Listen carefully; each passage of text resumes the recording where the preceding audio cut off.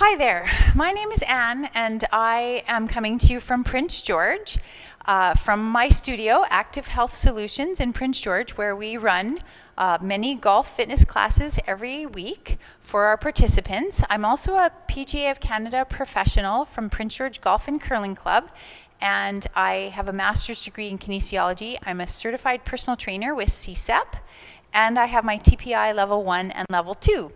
And today, for this workout, you need a space on the wall, you need a mat, and you need a golf club. And our goal today is to give you a warm-up or a winter golf routine that's about 20 minutes to help you swing with ease. So we're going to be targeting the major golf joints that should be mobile. So those are our wrists, our shoulders, our thoracic spine, our hips, and our ankles. And you can cherry pick any or all of these activities. It's going to be approximately 20 minutes, and I want you to make sure you work at your own pace and your own level.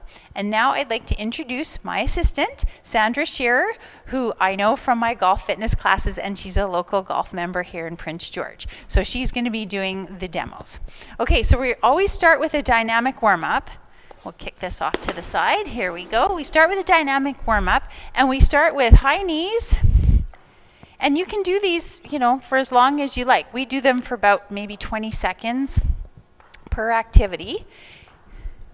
So these are high knees. We're starting to activate our lower body muscles. And then we switch it to butt kickers. So those of you that did track, you'll notice some of these are the same kind of exercises as a dynamic warm-up. But yeah, we often will do these for, 20 seconds, 30 seconds, just to get a little blood flowing before we start getting into the major dynamic warm-up. Then we do what's called a monster kick. And so it's a straight leg raise, and you really feel like your glutes and your hamstrings are so tight. So it's important. The glute muscles, your big major muscles of your butt, are the big drivers of the golf club, the golf swing, the golf ball. So we want to target those for sure and get them all warmed up. And the next one, we call it a starfish. So it's opposite, behind your body, it's opposite. It always takes a second to get the first one organized, and then once you get the first one organized, it falls into place. Easy.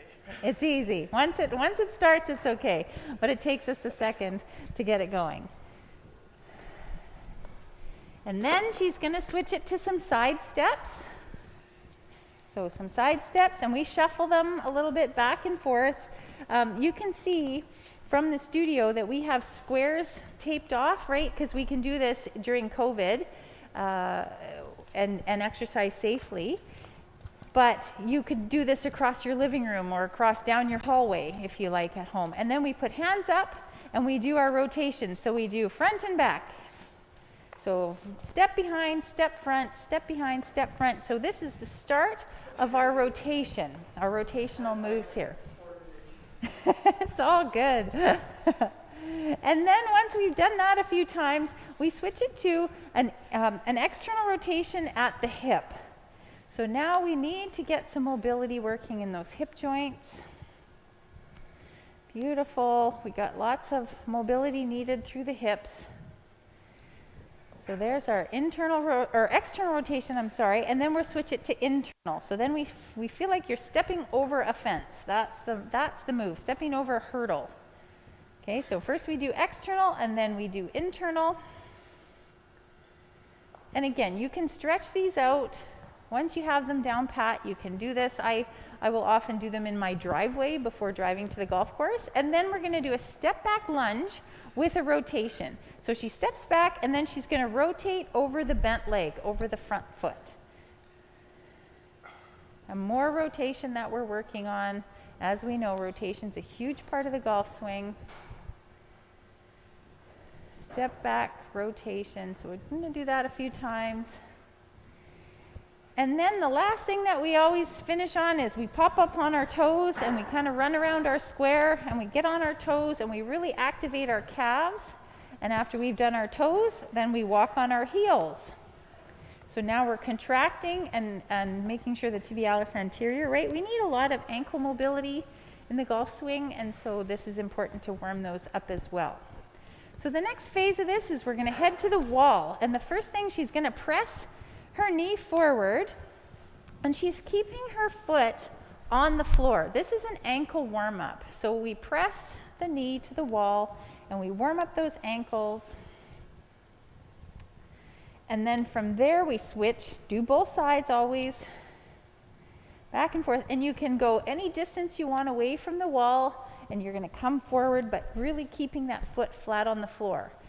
Then we switch it to a hip list. And so these are kind of not that much fun when you first start. So you're going to anchor your ground leg there, and you're trying to do the movement lifting up through that hip with that joint. That's what's working here. And if you need a little more range of motion, you could stand on a stair or stand on a platform or stand on a book. I've done a lot of these standing on a book, okay?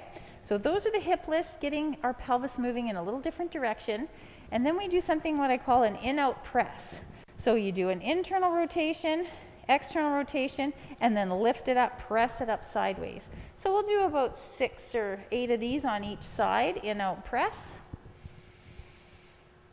And that's starting to warm up the different parts of the glute muscle, glute med, but also, waking things up in that hip complex. Yes, that's the glute med in there. That's that little muscle in your divot of your side of your bum.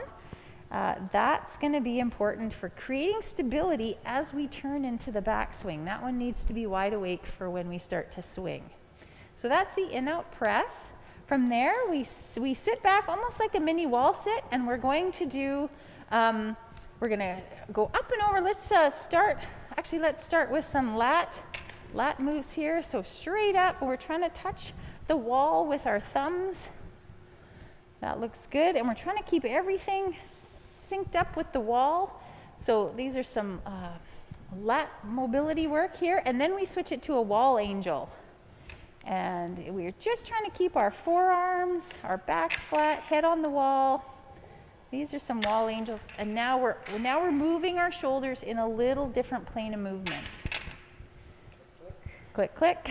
A lot of our everyone around here has shoulder tightness and mobility that we're always trying to work on. And then we what's called a duck under, and so she's going to arms up the wall and almost do like a wall dog first, right? So you're stretching out in that position here, and then she's going to work on a duck under, right? So again, really working now, it's thoracic spine starting to get some mobility, start waking up. So we do it both directions. Use that wall to give you some leverage. You can call those duck unders. And then the last thing we do, I call them alligator wall sweeps, but I don't know if they have a real name. Oh, no, she's loosening them up. So you're going to stand perpendicular to the wall, and then you're going to stagger your outside foot forward, and then you're going to start with these hands up. That's where I get the alligator, I guess, from. And then we're going to sweep and try and get open into a letter T, and then sweep all the way through. Now you can also do these ones on the floor if you want, lying on your side, and then you're going to open back up so that you're nice and flat. But that's a lot of work. But it does get you mobile, so that's something you could try and do even on the first tee.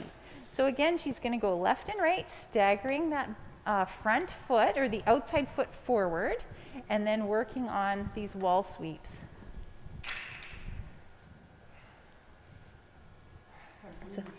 So a few of those, both sides. All right, and then from there you can do, we're going onto the floor, so we're going to just lay out a mat here. We've got a few things that we're going to show you on the floor.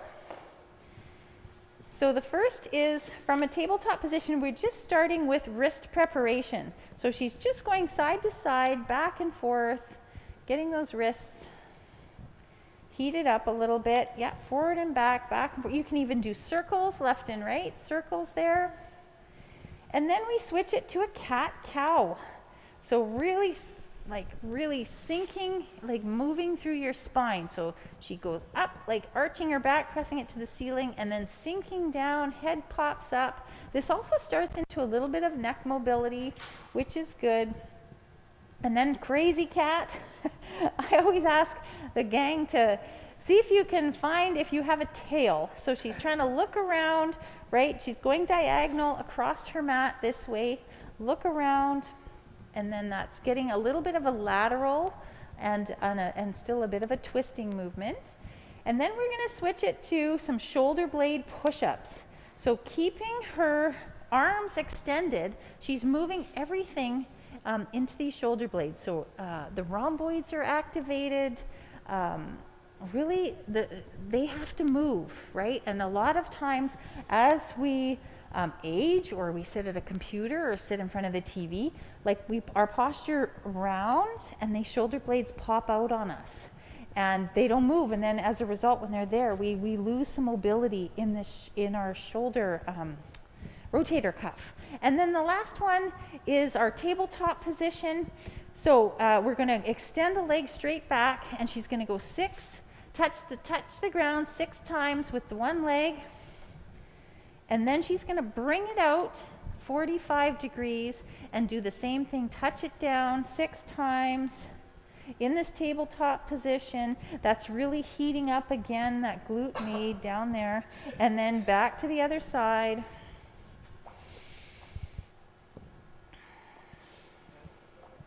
That looks good. 6 of those. And again, you can do 10, you can do 12. It's not a problem. I wouldn't do 100, but you can do a few more. And then, yeah, that's into child's pose. So she's giving her lower back a little bit of relief there. That's great. And then the last few exercises, we wanted to show how we warm up with our golf club. So pop up there, I'll get rid of this. Grab your golf club. Some of these will be a repeat. So the first thing, I want you to hold behind and then stretch your shoulders and then do a little bit with your neck. So what she's trying to do is even come off to one side and really work on some neck, just loosening it up, a little bit of mobility with her neck there. And then facing forward, then we start with some more wrist mobility. So if you haven't gotten down to floor level, you can start with some of this, just working with some flexion extension there with the wrist. It's so important. We really see a lot of older adults in particular that lose their push-up, their ability to take weight into a push-up because their wrists have lost some of their mobility. And then we do some bit of rotation here. So now we're into some twisting movements. But if you think about how your wrist has to move through the golf swing, especially at the top of the swing, or to stay strong as we hit that release position. Our wrist health is important. From there, then we move it to an overhead press, and up we go. And then we're just starting to increase range of motion in our upper chest muscles. These are our pectoralis muscles.